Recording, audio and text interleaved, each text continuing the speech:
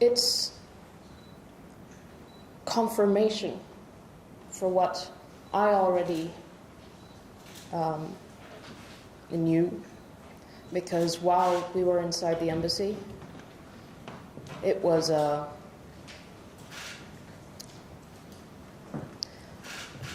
very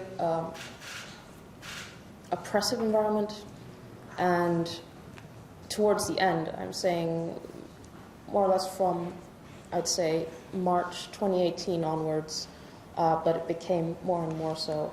But at the same time, there were lots of reports that Ecuador was about to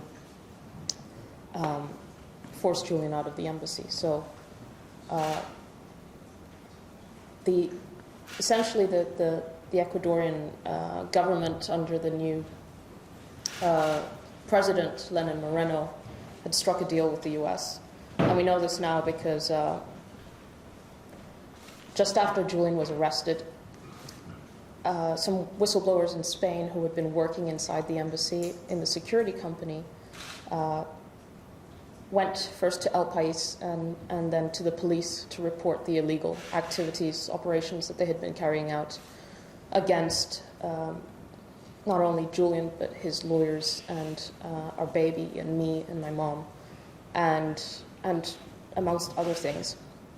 And so we had that side. We had kind of the operational part of what was going on, and these whistleblowers said that they were working for the CIA via, well, their contract was with Las Vegas Sands, which was owned by Sheldon Adelson, who died a few months ago. And Sheldon Adelson was Trump's and Pompeo's major financial backer. The biggest financial backer of the Trump presidency was Sheldon Adelson. And there are lots of reports about his incredible influence on Trump's policies in the Middle East. So these whistleblowers provided not just their own testimony, but a lot of data, emails, pictures, videos from those operations that they had been carrying out. And those emails show how it wasn't just incidental CCTV spying or CCTV security inside the embassy. No, it was targeted surveillance, targeting Julian's lawyers by name, recording meetings, and then physically taking them to Las Vegas, and also traveling to Virginia, where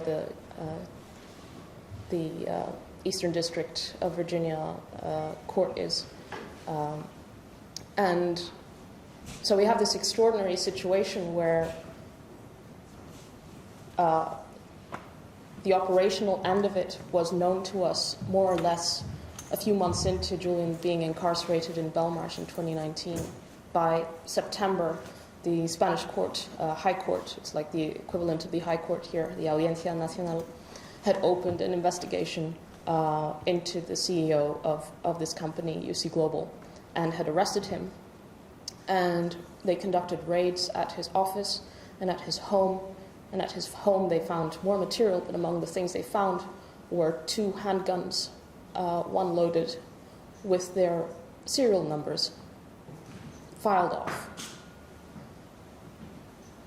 So we were literally inside the embassy with a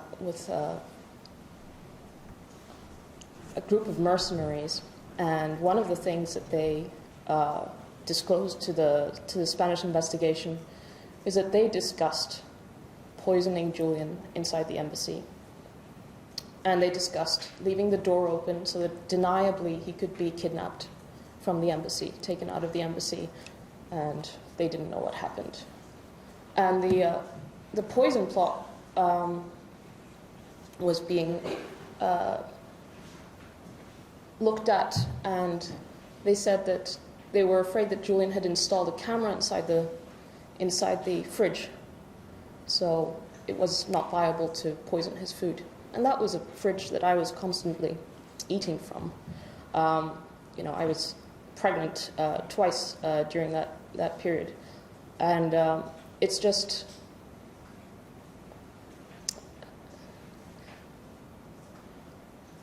it's confirmation, but it's also bringing it back, because this was it was a really terrifying environment